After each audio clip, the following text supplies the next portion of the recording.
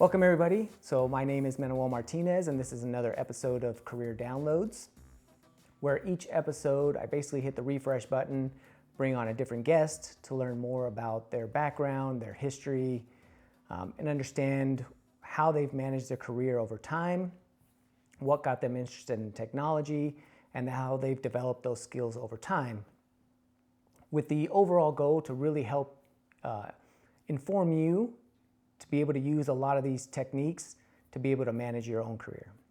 So for today's episode, I have with me Rob McAbee, and I've known Rob for quite a while. So early on in my career, we both worked at the same casino industry, or actually same casino company, doing the same type of role, and eventually we kind of split paths. We've not been direct co-workers again, but we've worked at the same company, and it's been interesting to kind of see how he's managed his career and the different roles he's had along the way. So with that, I'll introduce Rob. Hi everyone. Hi Manny. Hey. Nice to sit down with you. Yeah, we've definitely kind of converged and diverged, and I think our careers, as far as like skill sets, are kind of on the same path. Yeah, we do a lot the same. So yeah, I would agree. And so I know we've kind of moved around, we've had the same roles, and now we're kind of, separated again. So just kind of to let everybody know, so what is your current position now? Like, what are you currently doing, and, where are you at? Yep. So I'm a solutions architect at VMware by Broadcom, and I work at the network security business unit. So I specialize in cybersecurity on the network. There are cybersecurity arms of Broadcom that focus on kind of more endpoint cybersecurity. I'm more of a network cybersecurity person. So I help customers really in the data center in securing what we call east-west. And now I'll kind of go back. So now we know where you're currently at. I want to go back and, give me a little bit of background about you, kind of where you grew up, and then eventually what got you into technology. Like, are you one of those kids that like at the age of 5 got your first computer and that was it? Or was it later in life? You just kind of... Yeah, I mean, as a kid, I wasn't as interested in technology because it really wasn't as pervasive as it is now. I was interested in personal computers a long time ago, but I was interested through proxy. I had a friend who was really into tech as a kid, and he did some stuff as a kid that we consider hacking now, and it was just tinkering around and discovering back then. So I got into that kind of by proxy, and then when I went into the military at 17, that's when I kind of had to pick my poison as far as what my profession was going to be. And I told them, I want to do something in computers and technology, and they called it, well, they still call it signal, right? But back then they called it automation, right? So there was tactical communications in the US Army, and then there was automation, and now it's all converged probably. It's been a long time, but I got to focus on automation in the military, which back then was like Windows 2000 domain type stuff, and local area networks and small wide area networks. But that was really got me into the engineering aspect of what we do now. And then I got out of the military and kind of transitioned into the private sector as where we met at the casinos, right? So. And how long were you in the military for during that time? And it sounds like it's all mainly just networking and kind of server infrastructure, right? Yeah, absolutely. So I was in the military for 4 years, from 2000 to 2004. And what happened is I got deployed. I was sold on the idea of being in the military. And then I got deployed, right? So Operation Iraqi Freedom. And then that's what kind of changed my mind on being sold on a career in the military, because it just wasn't for me, and the whole politics of the war just wasn't for me. But I learned a ton, right? Like I went what we call downrange in the US Army and learned how to deploy Cisco 2600s. Back then that was like new stuff, right? And learned how to attach those to wide area network devices and run through microwave, transmitters, and learned how to do things I would have never learned in garrison or not being deployed. So that really fast-tracked like my interest in networking. Back then, I had some exposure to, building PCs for gaming, and I had exposure to, understanding what Windows was from a server perspective, but really the networking is where I learned it was being deployed. And then, so as you're getting out of the military, and I have just a couple friends that have been in there. So what was that transition like? So assuming you had your 4-year term and you decide you're getting out, were you starting to look for jobs ahead of time, or was it like you get out, then you what's that transition? So Vegas, in my opinion, is a different city. So I was 22 when I got out of the military, and I really didn't understand what it was like to try and look for a job, because I'd never looked for a job other than working at McDonald's and Vons. And what happened is Vegas being a word of mouth city, I had that friend that I told you I grew up with, and he had connections in the city because he had worked in IT for a while. He's a really great guy, and he basically put me in contact with some folks at the time, Coast Casinos, right, owned by what was it, Michael Gahn, right? And I got a job there as a PC tech, right? So he got me in as a PC tech, which essentially meant, you do help desk, you respond to incidences, you go fix PCs, which I think is where we met, right? It is, yeah. Yeah. So, and then, that transition from PC tech to server, administration, sysadmin type of stuff is where that's where I went within Coast, or maybe Boyd bought Coast, and then I transitioned, something like that. Yeah, so if I remember correctly, when we worked together at Coast, we were both PC technicians around that time, yeah. And what happened is I had left, I ended up leaving right before Boyd bought Coast, because I think the last time we worked together, I think we were starting to get a little bit into the networking, because I think you were also, when they opened, that was around the time that they opened the South Point. Yeah. And I remember us going through and working through, like opening a property and helping deploy switches and things of that nature. And I ended up leaving and I went over to the public sector. Right. And during that purchase, that's when I remember that you got into the networking side. Yeah. I was mainly doing sysadmin stuff back then, but I was highly focused on trying to understand the Linux IP stack.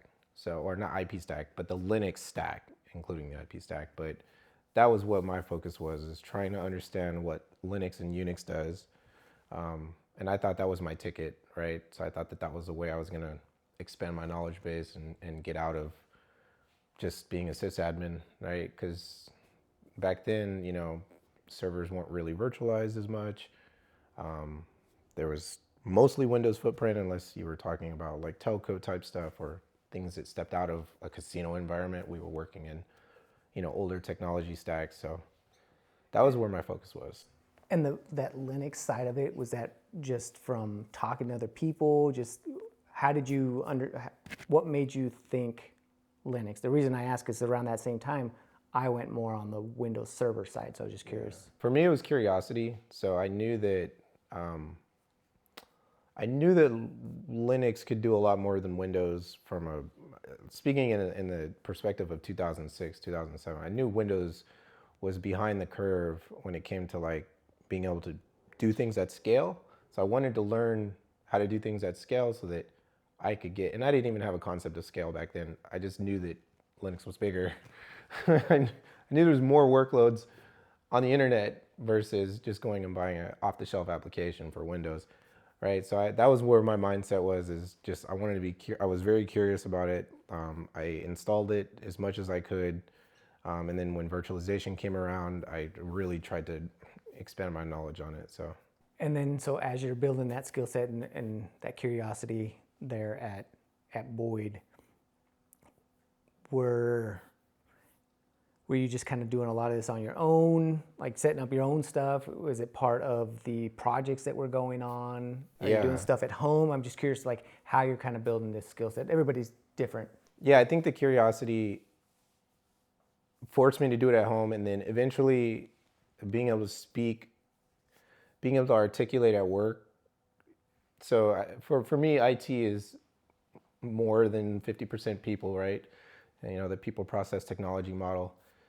IT is more about people than process and technology, because once people believe you understand and can run something and can support something, then they give you shots at bat to engineer something, to architect something. So for me, I took that curiosity and doing things in lab and doing things at home. And, again, I had peers that were doing it, so I was kind of following their lead as well. And once I was able to articulate that at work, and say, hey, there's ideas, there's options on ways to approach this, that's when my progression started, from getting promoted to engineer 2 to engineer 3, and eventually, architect manager. And then from there, learning wider technology, learning wider architectures and network architectures and technologies that was being driven by big hyperscaler companies like Microsoft and Amazon. That's the 2010, 2011 timeframe. That's where my mind started to step out of, just learning sysadmin/server stuff into, okay, let me understand how this affects companies or how this affects organizations at a bigger scale. That's when the scale concept came in for me. At that point. And you mentioned that you were going through and you're getting, promotions within here, right? Engineer 1, 2, 3. Each organization does it differently, but at their void, as you're kind of going through, are they just promoting you based on your work ethic? Are you having to interview and kind of prove that you can move up to that next level once a position opens?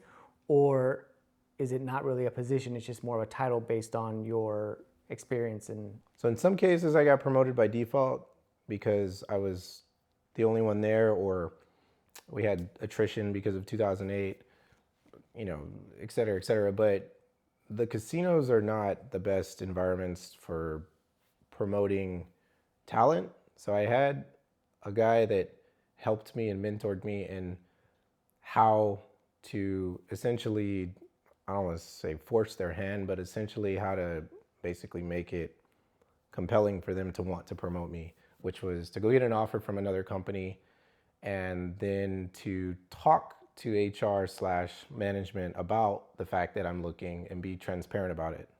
So for me, it was, okay, I'm going to go get an offer, and then where do I make the change, or where do I make the decision in my head to make the change and just move on, right? And the decision for me at the time was, am I ready to move on, or am I not ready to move on and I'm going to get this offer just so that I can, make it compelling for them to promote me?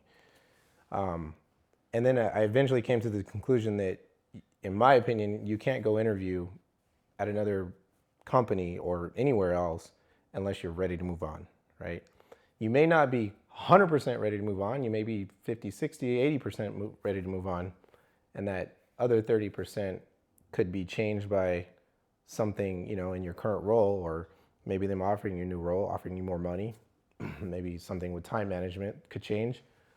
So I eventually learned that I could go get an offer from somewhere else, and I did this several times. I really wasn't ready to leave because I was still growing. I hadn't hit a growth ceiling, because that was my absolute, in my head, if I hit a growth ceiling, I'm ready to leave. There's no questions asked. I hadn't hit a growth ceiling. I was still growing, both technically and with maturity wise. So, I used the, go get an offer and come back and say, I have an offer on the table. Are you willing to keep me? And that worked 3 times, right? So that's why I was at Boyd Gaming for so long. I was there for almost 10 years. But in those 10 years, I grew from being a sysadmin to a server engineer to engineering network manager, network and server, right? So, and then eventually architecture management.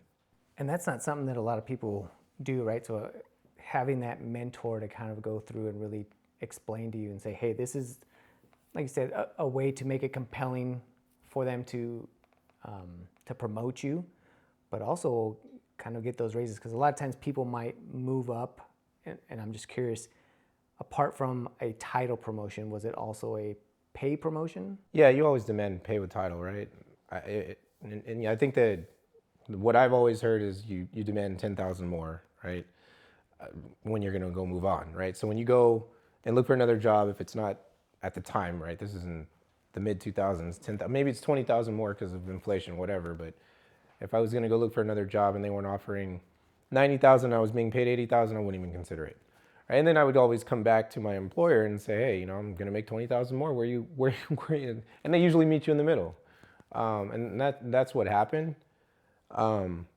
Again, that wasn't an environment that fostered growth, because I thought they were fostering growth by letting me mature technology and help them make decisions about platform changes and strategic direction around where they wanted to take the IT department. I felt I had a place in that, but they weren't growing me on the professional side with, hey, we see that you're good at this, we're going to send you to school, we're going to give you a promotion. I had to go demand those things. And that is just a casino culture thing. I don't think there's a casino in Vegas that truly grows folks professionally and monetarily. So Yeah, I think overall they just kind of look at it as there's going to be attrition, right? Yeah. You're either the person that stays there, or you're the type of person that at some point we know that we're going to leave you, so that you're going to leave. So why are we going to invest in you? Yeah, I don't think their IT operations demands that type of talent base either. Like, their IT operations runs on casino floors, and casino floors are really easy to operate from an IT perspective. And there's a lot of back of house systems that need technology, but technology growth, no, not really. They're still kind of doing things at least 5 years ago, but that's okay, right? That's just what the business model is. And I started to understand that early, so I wasn't taking it personally when they weren't investing in me. I understood where I was in the organization, meaning like I understood very early that if I had left, nobody would blink. And that's with every company. Nobody would blink. But especially at the casinos, it's like, it didn't matter. And I understood that, so I didn't take it personally when they didn't invest in me. I just did what I had to do to make sure that I got paid more and I got title promotions, and then eventually I moved on. When you eventually did move on, so you're getting your promotions, you're still growing personally, right? Yeah. At least on your own, you're making that effort to go through and grow your skill set and improve. And you mentioned that at some point you became a manager and an architect, and I think it is important in those roles that you have to be good at communicating. Yeah. Right? You can't just, you could be the smartest person in the world, but if you can't articulate It's more people. Yeah, why do we want to make this change? What are we trying to improve? Or why do we need to do this? What's the benefit? No one's going to listen. Correct. Yeah, you could be the smartest. I dealt with so many engineers that were the smartest person in the room, but didn't know how to interact with people, and they didn't get the airtime. They didn't get the opportunity to see what they wanted to fruition because they just couldn't articulate it, or they couldn't convince people. It's convincing people. IT is not technology as much as it is people. It's more people than anything. So yeah. I mean, the IT skills, I think anybody can pick those up, right?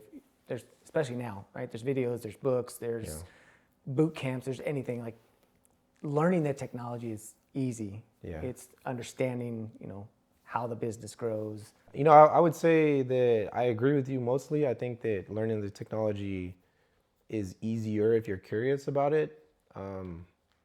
If I take like an analogy to algebra, I think anybody can learn algebra if they put their mind to it, maybe master it. I don't know how hard algebra is in the scheme of things, but in my mind, it's just beyond geometry, right? So yeah, you can learn it. If you put your mind to it, I'm not curious about math at all, right? So it's gonna be hard for me to learn algebra. And then you step into trigonometry and calculus. I'm not curious enough about math to even step into that.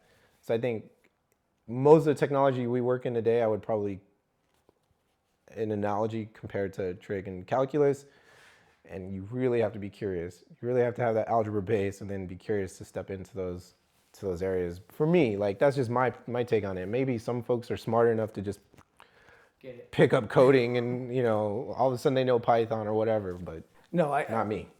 That makes sense. And that's probably the first time I've heard that analogy, and it makes sense, right? Like, anybody can learn math, right? Like your basic math, and I would say that's probably your entry level, like PC tech type stuff, right? Like, it doesn't take much to pick it up, but if you have that curiosity and you really have to want to learn it and understand it, you're right. I went and took calculus, and at that point I was like, why? Right. What am I here benefit? for? Yeah. What am I really doing? Like, I don't plan on being, some sort of scientist or anything like that. And I think for a lot of folks, I don't know about them on the science side, but for us, I don't know what the analogy is, but we learned the technology and then we looked for a way to apply what we learned because we were so curious about the technology. Instead of, here's a job requirement, let me go learn this stuff. Or here's a career requirement from a college perspective, let me go learn this stuff. It was the opposite for us, right? With what you were saying with science, it's like, if I want to be a chemist, I have to learn organic chemistry. Right? That's just a requirement. And for us, it wasn't like that. So it's like the curiosity and then, being able to articulate what you understand in a way that makes sense to everybody in the room. Because that's one of the skills I picked up early, was being able to read folks in the room and say, okay, I think I understand what you want to see out of this end result. We have business and we have technology objectives. And here's how, what I'm envisioning can help see that through fruition. And then being able to read people, that's just something that you just, over time, right? You just understand kind of what they're looking for and whether or not you've lost them and what they're trying to articulate. Because again, not only do you have to read their emotions, like, okay, is this person getting upset because we're not going along with them? Or is it because, are they frustrated because they're not able to express, what or it is are they holding on to something for some personal reason? There's all kinds of reasons why people operate the way they do, especially around technology. Yeah, that's something that I think everybody that works in technology or that wants to try and help organizations make decisions about, they should understand that. That people operate. We're both in sales now, right? So we understand that the buyer has certain reasons why they buy and all of that, but it also applies when you're working on the other side and on the customer side too. So. And now, so you're here, you're in these roles. What ultimately made you leave there? Because was it really there's no more growth? Or is there? Yeah, I have a mentor. Well, he's not so much my mentor anymore, but he worked with me at the casinos. And he basically sat me down over lunch and said, dude, you've outgrown that place, right? You need to move on. And he saw that in me. I didn't see that in me, and I didn't really understand it. And then I had a brief stint at another large casino at Sands. They used to own Venetian, Palazzo, but they've divested that. But and then along with the guy that told me you've outgrown this place, and another mentor of mine who unfortunately passed away, he also said, you can do it on the manufacturer side, right? On the side where I am now. So both of those folks kind of just encouraged me to step out of my comfort zone, which is a regret of mine. Should have done years and years prior. But who knows where the timeline would have ended. It's a regret that doesn't bother me. It's just, I wish I had stepped out of my comfort zone earlier. I was still growing though. I was still understanding new things on a rapid basis. So I was learning things like software-defined storage in 2013, 2014, when it was kind of a new construct. It wasn't new for the big companies like Meta or Facebook, but it was new for a casino in Las Vegas, right? So those type of things, being able to step outside of your comfort zone, being able to market yourself, articulate technology, understand people. And the mentorship, I've had a couple different people go through and say, hey, I had a mentor. Is this something that did you seek them out? Did they just kind of take you under their wings? So how did that develop? And the reason I say that is because I've done I'm part of a lot of mentorship programs as the mentor. Mm-hmm. And I think back on my career, I don't ever really remember having a mentor. And I see that now, and I'm looking for that type of person in general. Yeah. But I enjoy helping people out that are just kind of starting out. Hey, here's my experience. Here's what I've helped. I've had people that I bounce ideas off of, hey, I'm thinking about this. Hey, What do you think about this role? But I don't think I've actually had a mentor to kind of go through and, kind of point stuff out hey, you've outgrown this. So how did that relationship? It was organic. It was just, they're friends of mine. And it was just, I have a brother who is an attorney, and he's more of a structured person when it comes to those type of things. He has a mentor that he selected in college and followed him throughout his career. It was just folks that knew more than me and have done more than me and are a little bit older or whatever. It was just people who were willing to say, hey, like, go do something. So I got lucky. I got lucky in that regard. The fact that they told you, hey, you've outgrown that, and it gave you the confidence, right? It sounds like it wasn't just, hey, it's time for you to leave. Maybe not that you didn't have full understanding of your capabilities, but having somebody go through and, it sounds kind of weird, but like believing in you and saying, hey, you can do this. Look at these avenues. I mean, that obviously had a big impact. Yeah, that's a big impact. That had a huge impact because confidence-wise, so being able to articulate, understanding tech, reading people in a room, and then confidence. Confidence is huge, and not being overconfident is also huge too, because there's like this fine line between arrogance. But I didn't have the confidence to know that I could take what I do now and translate it into sales. And I didn't really know what sales meant. I just thought in my head I didn't want to do what I thought sales was. Right. And then they both told me, like, no, you can do it, you're good at it.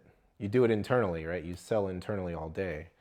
Just take that and go expand it to, our customer base or whatever. So.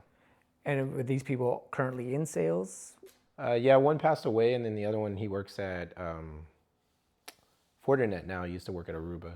Okay. So then as you're going through, do they help prepare you for what type of, like, for the interview process, right? Because it's different when you're interviewing as like an individual contributor, you're working for a business. Those interview skills are just having, like you said, having been on the sales side, it's different. So I'll tell you that the first time I interviewed on that side, like, it didn't go well. Yeah. Because it's a different interview process. Yeah. So did they kind of help prep you, and what would you say are some of the differences you encountered? The big tech interview process is usually, correct me if I'm wrong, is usually lengthy. You're usually dealing with multiple teams, like multiple people want to vet you. And the most valuable thing I could say that helped me was being honest. I don't know. Saying I don't know. And it wasn't about preparedness. You have to prepare because they give you things to prepare for and having to present and understand what you're presenting. That wasn't what I wasn't unprepared. The I don't know is if someone asks me a question, I don't know the answer to that, but I'll go find the answer. And with the way I operate, I don't want to leave that an open-ended I don't know. Right? I want to come back and give you some type of answer if it's important to you. So in the interview process I went through internally when I moved. So I originally came on to VMware as a storage engineer, and then moved to what they called a virtual cloud network engineer, which was all of the virtual networking and security at the time. So I interviewed for that change, and then I also interviewed kind of when we came over to Broadcom. There was some business unit changes, and basically what they did with the VMware IP stack was they consolidated all of it into kind of one large business unit, and they split out security, and specifically network security. So I interviewed for that too.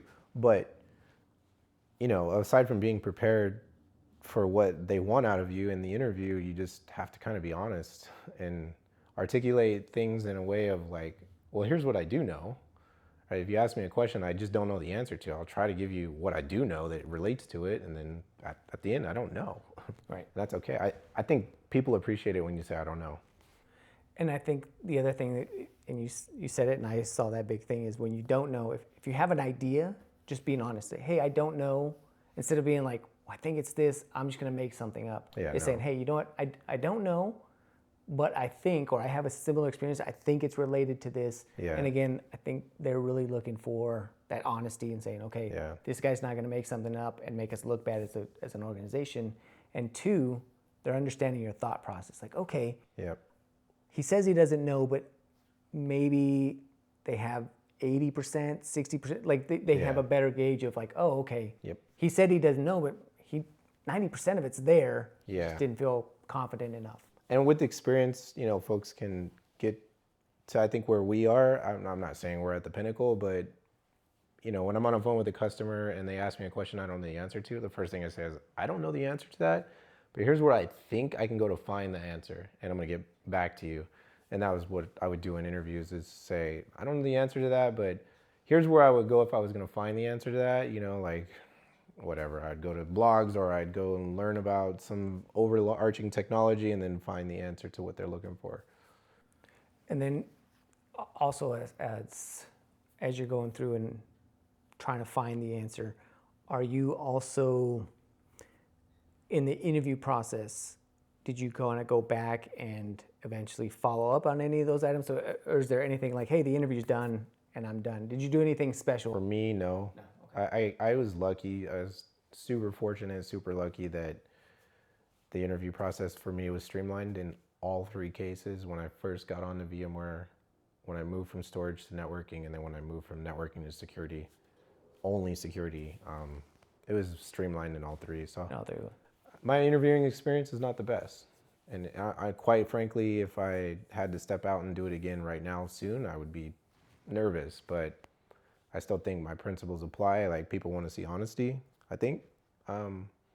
People want to see that you're relatable and you can learn. And that's like being able to articulate and being able to say, I understand where you're coming from. Here's what I think, whatever, however that interaction goes. And then I think obviously people want to see that you do have some basis of knowledge, right? Some experience. Some experience of knowledge, and knowing that you could probably, you've shown or you've demonstrated throughout that conversation that, okay, he or she may not know, but they seem like the kind of person that's curious enough to go and figure it out. It's not gonna be like, well, I don't know and I don't care. No, of course not. Yeah, definitely. I'm curious to find out the answer, for sure. As you're going through, when you went and left the casino process, so I know how you kind of negotiated that, for raises, kind of interviewing out, going through, and I've talked to different people, so there's tools like, and first time I applied, I wasn't aware of like levels.fyi that gives you, a basis. You can kind of go look, and people have said, hey, I'm at this company at this level. Is that like Glassdoor? It's kind of like a Glassdoor. So if you're not familiar, like levels.fyi, you go there, and for a lot of the larger companies, I'll keep it short, right? But say like the FANG companies, right? Like your Facebook, Meta, Apple, Amazon, all those. You can go through and, maybe a level 4 at Meta would be the equivalent of a level 6 at Microsoft. Mm-hmm.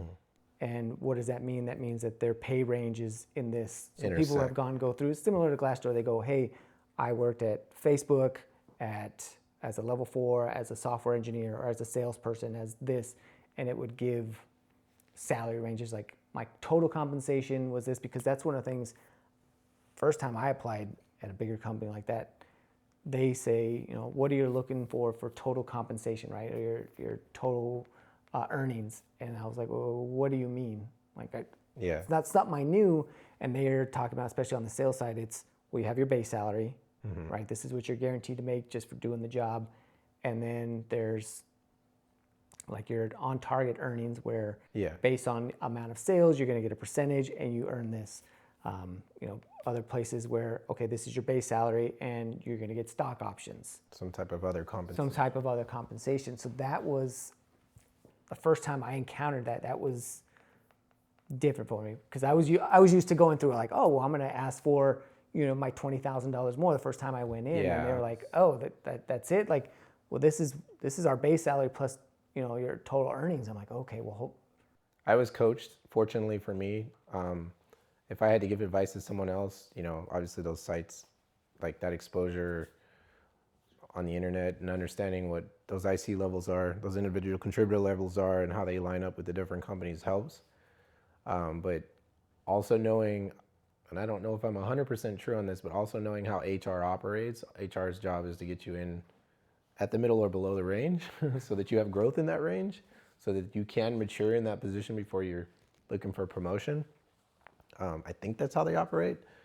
So knowing that and asking for the salary range out front, right? Like you said before we were on recording, how much are you looking for? What's the range? Right. What I'm looking for is obviously either the top or the middle of the range, right? If you think you're qualified for the position. So yeah, that would be, I was fortunate enough to be coached, meaning like someone sat me down and said, here's what the range is, you should ask for the top, right? And that's what I did. And then they negotiated down, and I think they knew I had been coached because their response was quick. It wasn't calculated. It was just like instant. So it is what it is, but yeah. So it's almost like they can tell as well, right? Like they've had enough experience going through this that they know when somebody knows or if it's been coached versus... That person knew I had been coached. Immediately, I could tell because there wasn't even a hesitation in her response. She said, well, we can offer you this. And I was like, okay, that, at the time I didn't really want to negotiate because it was considerably more money, but I was definitely told you should ask for the top of the range. And the reasoning the person that coached me had was that my skill level was already above the position they were offering me. So there was, IC3, IC4, which was senior to staff, or IC4 to 5, or whatever the IC level is, or was back then. He knew that my skill set was at the staff or IC5, but he knew that they wouldn't bring me in because the listing was for senior, right? So that was again, I'm someone that was incredibly blessed and lucky to have been coached. So was there anything else from the interview process that you're thinking like, oh, this is probably, valuable information? I understand that you having a coach, but kind of not maybe something that you, even during that coaching process, like I didn't know that. Had this person not told me, I wouldn't have been aware. So again, negotiating, understanding, and a lot of times the first time I went in, there's understanding that range. Yeah. And we talked about it before we started filming, is a lot of times they'll ask, what are you looking to make? Mm-hmm. Right? And I've talked to other people in the past, and I had another guest on here as well that says, nope, you ask that, you make them tell you first what the range is. Hey, here's the range. And then, to your point, if you're looking to go and negotiate, you stay to the middle or the top. You don't want to be at the range is, 100 to 150. I want 100. No, of course, yeah. I would, if I was to interview today, the first thing I would ask, which might be an uncomfortable ask, would be to say that, do you guys have any strong candidates internally that are applying for this position? Because that tells me where I am in the selection process. And I asked that when I came to VMware, and they very openly, it was the hiring manager, right? It wasn't HR. HR is not going to necessarily, I think, expose that, but the hiring manager sometimes, I had interviewed for another big-ish, I put air quotes because they're not huge, but another manufacturer while I was at VMware, and I asked, are you guys looking to hire internally, and do you have some strong candidates? And I don't ask that for any other reason, just to understand where I'm at in the selection process. And people, I think, are okay with that if you ask it in a way that's non-threatening. Right. And then that tells you kind of what your negotiating power is. If you're the only candidate, which is usually not the case, but if you're a strong candidate externally or internally, then you have more maybe power to negotiate. And that's something I never thought about, is trying to find out, how much competition, right? It's okay to ask. And then just doing it in a way that's, like you said, in a non-threatening way, and be like, well, where am I at? You don't say, what are my chances? You just ask hey, how many other strong candidates do you have? Or, how many are you considering? If they tell you, hey, we have 4 internal strong candidates, well, then you understand, okay. Right. Maybe I'm 5 on that list. Maybe I can beat 2 of those people out. I don't know. But if they say, well, we have 1 or 2, right, you feel a little bit more confident. Yeah, and it usually just depends on how they answer it. If they're giving you that strong feeling of you are the guy. When I was a hiring manager, I was very direct. I was like, you're my number 1 candidate. I wouldn't say number 2.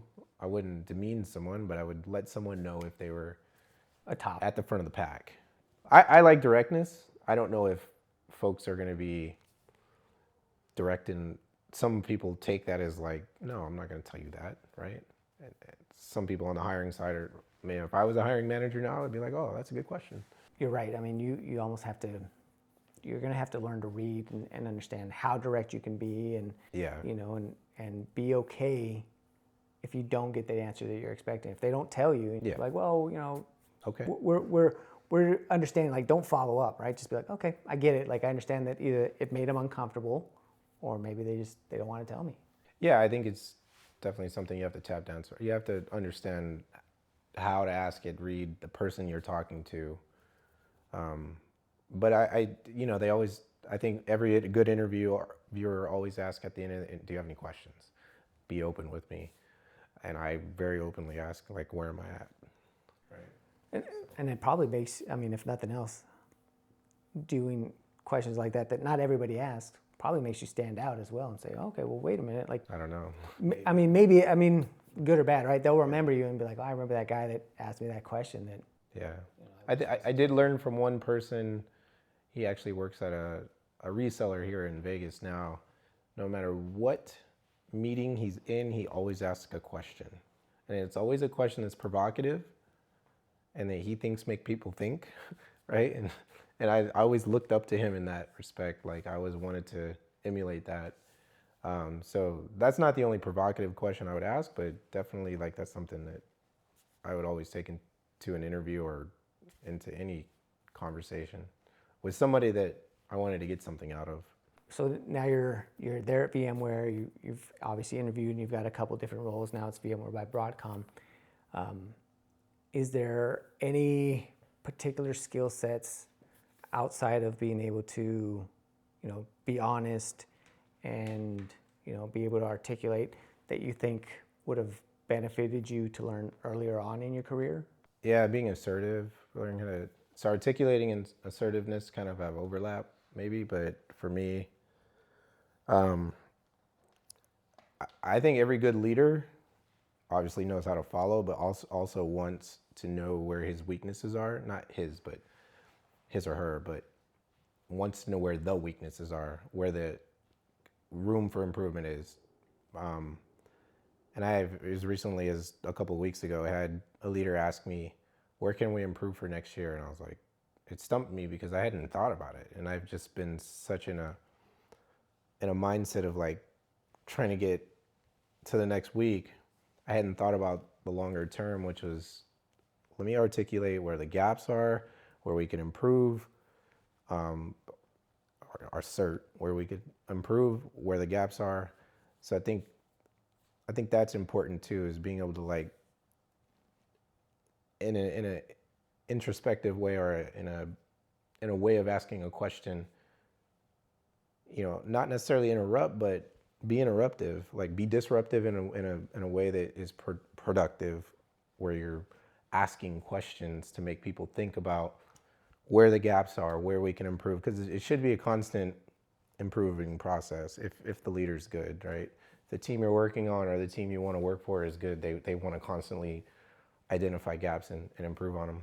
And is that something that you've ever done? So up until, like, probably the last few years, seeking feedback isn't something that I would normally do.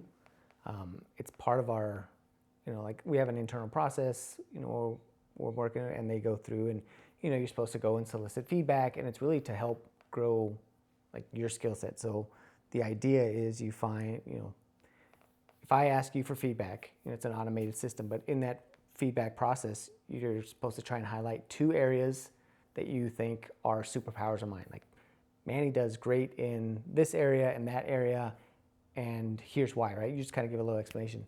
And then 2 areas for growth. Like, hey, these are 2 areas that, you could definitely improve in. Is that something that you've ever done, or do you do that now? Like, do you seek feedback to try and find out where you can improve, or are you just self-reflecting on your own and thinking, here's where I can? I definitely do.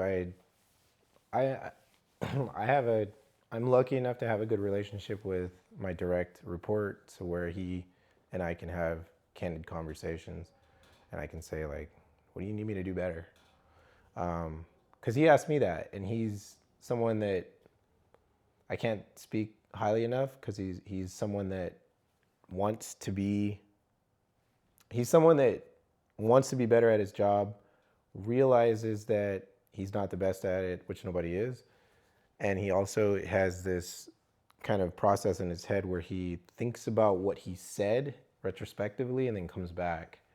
Matter of fact, this morning he came back and talked to me about something he said yesterday. And like, I kind of take that as an example, right? Like, I say the same thing to him, where, what can I do better? He asked me, what can I do better? I say, well, here's what I think we need. And I realize when he's asking me that, he's looking at me as someone who needs to have a response, right? Like, he's looking at me with confidence to be able to respond in that way, right? What can I do better is not something that I think we ask everybody. We don't ask our kids that. Right. Maybe we do, but I don't ask my kids that. Maybe I should. But when he asked me that, I feel like I've been put in a position of confidence. Like, he has some type of confidence in me. So I do the same thing. And then when I was a manager, in another way, I asked the same thing. I would ask constantly, like, how can we do this better? I know you know more than me, right? So that kind of humility and being able to, like, take a step back and let other people's ideas flourish is important. Yeah, and that's something that I think is important, to be able to seek other feedback, because I always felt that I had room for improvement, and I might have been improving in the wrong areas. Right. Like, as a manager, same thing. I managed just for a little bit, and going through like, hey, what can we do? What do you think? Like, hey, we've got to do this. How should we do it? Just seeking that feedback and making people part of the process, right? Like, I never wanted to be a dictator, because I've had those managers that micromanaged and told you everything that you had to do. Yeah. And I didn't enjoy it. So I was like, I don't want to be that.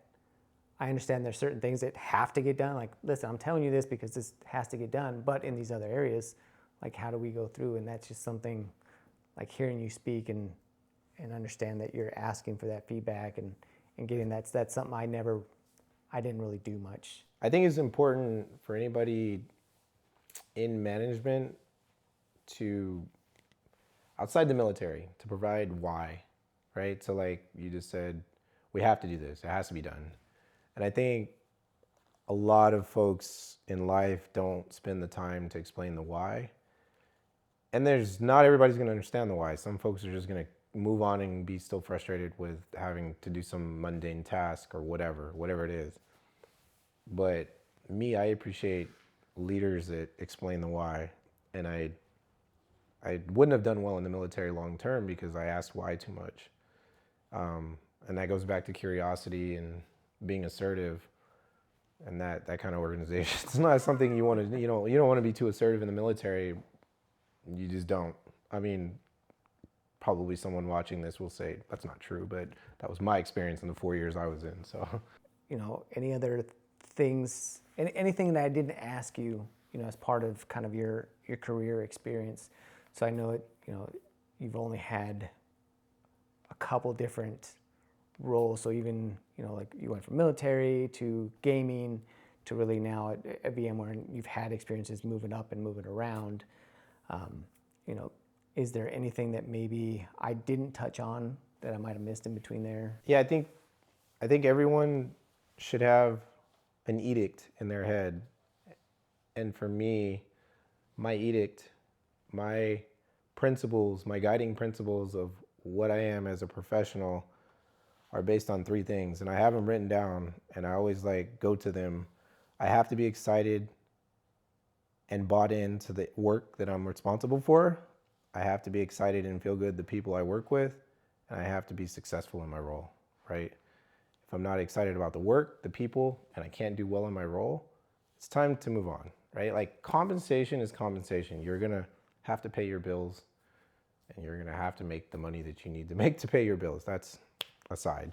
Time management is time management. Like, those are, to me, table stakes to working anywhere. If you don't have time to live your life, and you don't have the money it makes to pay your bills, those are table stakes. But then, like, when you step out of that, like, where are you at as far as your happiness in the role, or in where you are at with your life? Am I happy with the people? Am I happy with the work? And am I successful in the role, right? And since Broadcom took over, I'm sure you've heard by way of word of mouth that it's been rough. It's been really rough. Like, they're still going through rifts and layoffs as we speak. I don't necessarily feel like I'm at risk to be laid off at this moment, but knowing that your peers are is just not a comfortable feeling. But every time I think about quitting, I ask myself those three questions. And unfortunately, not unfortunately, but fortunately, I can't answer no to any of those, right? If I answered no to one of them, I would seriously look for another job, because it's not easy taking $66 billion worth of IP and completely changing it overnight, which is what Hawk10 is doing with Broadcom and VMware. And I'm not taking anything away from what Broadcom is doing with us. I'm just saying it's hard. It's difficult. It's a process, right? It's not just going to happen overnight. Well, it happened. The rip the Band-Aid off mentality with the way Broadcom operates did kind of happen overnight. But yeah, you're right. It's not going to. The dust isn't going to settle overnight. It's been a year now since they took over, and there's been several reductions, and there's been several restructurings of the way we go to market, product sets, all this stuff. And every time I start to feel like I'm overwhelmed, I go back to those three things. And I didn't get those three things out of thin air. I got those from someone who not mentored, but he was a leader in the organization I work in. So For the success, right, that everybody's going to be different as far as like what they deem successful, right? Because it's quick. It's easy to go through and look at somebody and be like, oh, they're working at VMware, they're successful, right? I mean, that's not necessarily always the case, right? Because, from the outside, everything looks like it's fantastic. But what do you, when you're answering that question to yourself, how do you determine successful in your role? Like, is that based on, there's a review, like your internal review? Like, what's that? No, not their internal reviews at all, because I've learned that if you have a good relationship with the people around you. I have heard Meta has a very kind of stringent self-review process, and especially for individual contributors, they have to seek feedback and all these type of things. Our review process is not like that. So what makes me successful in my role is like, obviously monetary, am I making money? From a sales perspective, are you making more money? I don't really care about that as much. Am I challenged? Am I coming to work challenged? If I'm not coming to work challenged, then I've outgrown my role. And I'm not in that position right now, so I'm constantly being challenged. And at one point I felt that way in the last couple months. I felt, oh yeah, I've already hit the ceiling. But I have a good direct report who's able to grow an organization, grow a technology base. And so yeah, I'm definitely money and am I being challenged? Got it. So that's how you're kind of defining success in your role. Yep. I mean, money from the sales perspective. Right.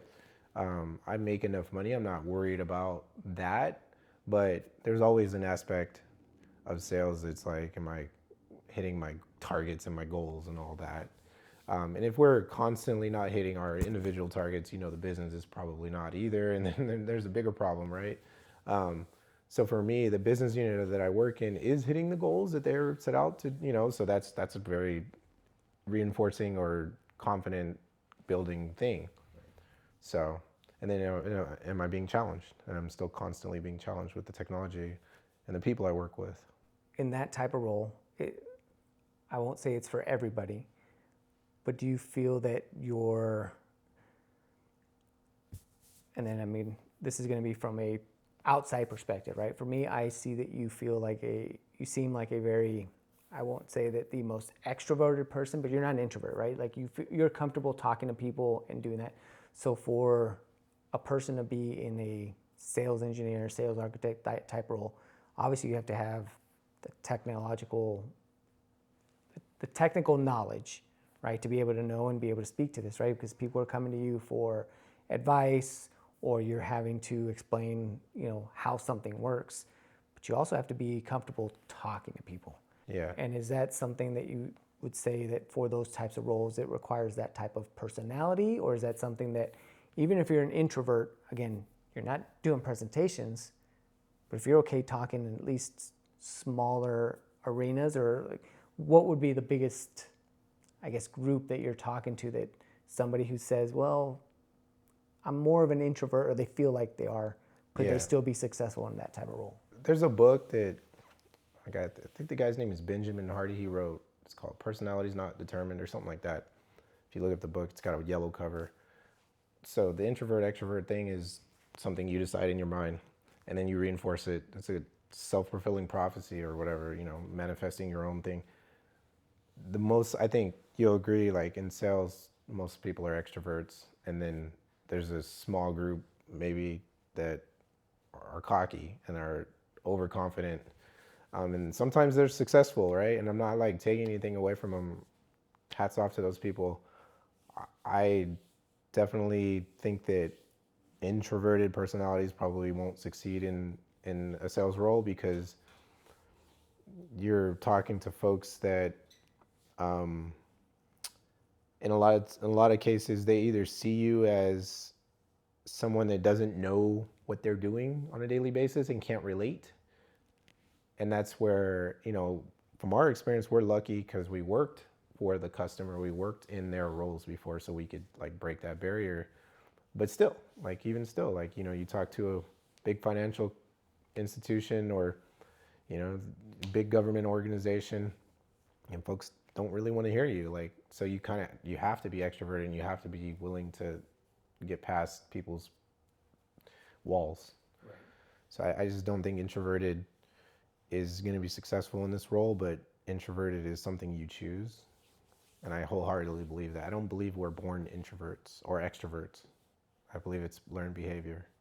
And I would agree with you. So I had somebody else that came on, and she mentioned that she didn't have friends, right? Like she was a very quiet person, and she decided to join Toastmasters to go through and say, okay, well, it was really just to kind of find a group to be able to talk to, and like, well, at least I'll know people in the Toastmasters. And again, you're right.